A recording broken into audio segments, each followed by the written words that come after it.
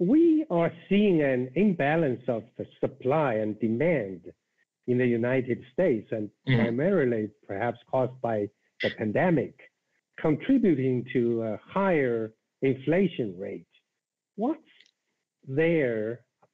out there for the White House to consider to balance controlling the inflation and competing with China at the same time? At this point, I don't see a great deal that the Biden administration can do that would ease inflation in the short term. I think that the only part of the U.S. government that can cool inflation off right now would be the Federal Reserve. The problem there, of course, is that if the central bank decides to tighten monetary policy very dramatically, or at least enough to bring inflation rates down substantially, it runs a very great risk of throwing the economy into a pretty serious recession. And that would be an extremely controversial move, not only because of the economic impact, it would be an extremely controversial move because it would come during an election year. Many people in the United States believe that former President Trump's trade war has been so far proved to be a very blunt weapon that didn't hurt China much. Instead, it hurt U.S. consumers more. Do you agree?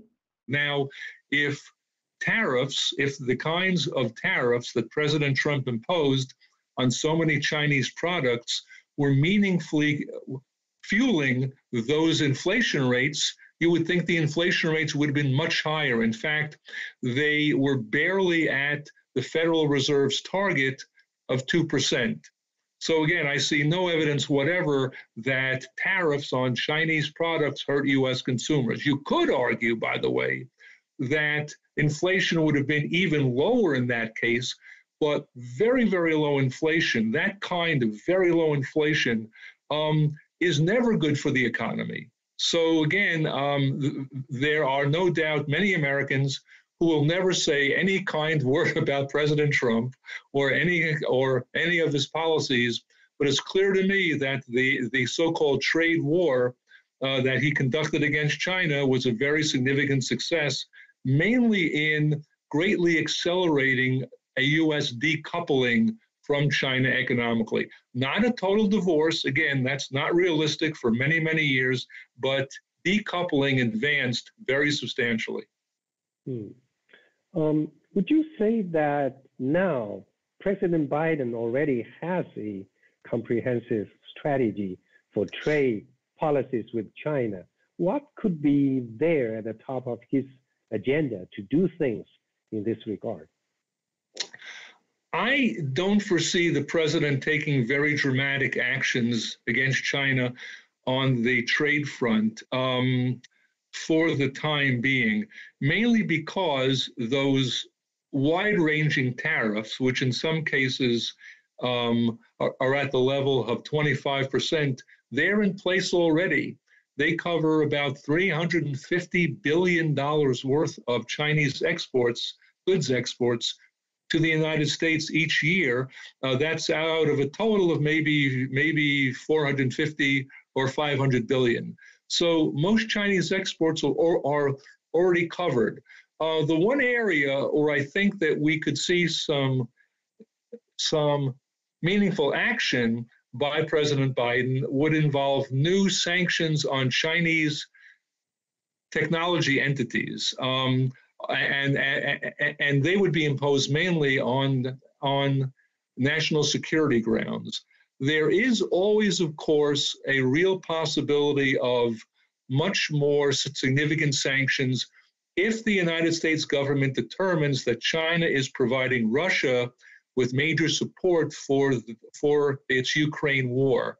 At this point, the administration doesn't seem to be willing to reach that conclusion, but the possibility is certainly there. Regarding the tariffs imposed on China during the trade war, do you think we should expand exclusions on more products from China in order to boost domestic consumption and economic growth? I would greatly prefer that further exclusions be very sharply limited. However, it's very difficult for any individual to know the situation in every single manufacturing industry that relies on Chinese parts, Chinese components, Chinese materials like plastics, for example. So I certainly would not rule out the idea that there are some industries and some companies that really need further exclusions from President Trump's tariffs because alternative supplies of those inputs simply are not available, or they're not available at the kind of price that would make manufacturing the final product profitable. So again, I think this is largely a judgment call. I've actually expressed some major concerns that the exclusion process may go too far, and in fact, that the administration might use it as a sneaky way to lift tariffs, and in fact, to lift many tariffs, way too many tariffs. That hasn't happened so far, and I don't see many signs that that's likely to happen anytime soon. If only because in an election year, the president is going to want to go to great lengths to avoid the appearance of seeming soft on China. Talking about domestic manufacturing and at the same time, keeping in mind the competition with China, what kind of things U.S. should do and what kind of things U.S. shouldn't do? On the trade front as such, I think that there's ample room to raise tariffs on Chinese products further.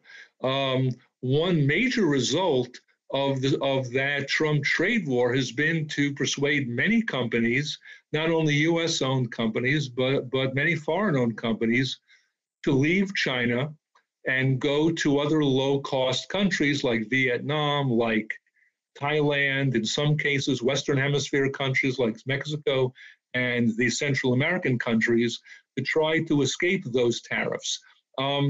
In a much smaller number of cases, companies that have been producing in China have brought their operations back to the United States.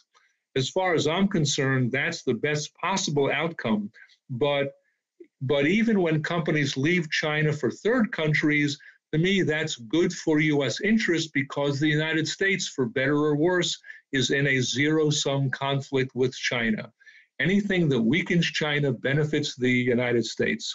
So I think that that higher tariffs on Chinese products would incentivize more companies to move their factories from China to various other countries.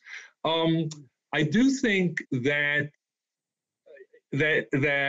even though the short-term impact would be small, it is very important for the United States government to increase its financial support for research and development, both your so-called basic research, which tries to advance scientific frontiers, and more practical so-called applied research, which actually tries to take these breakthroughs and figure out how to use them in actual products and services.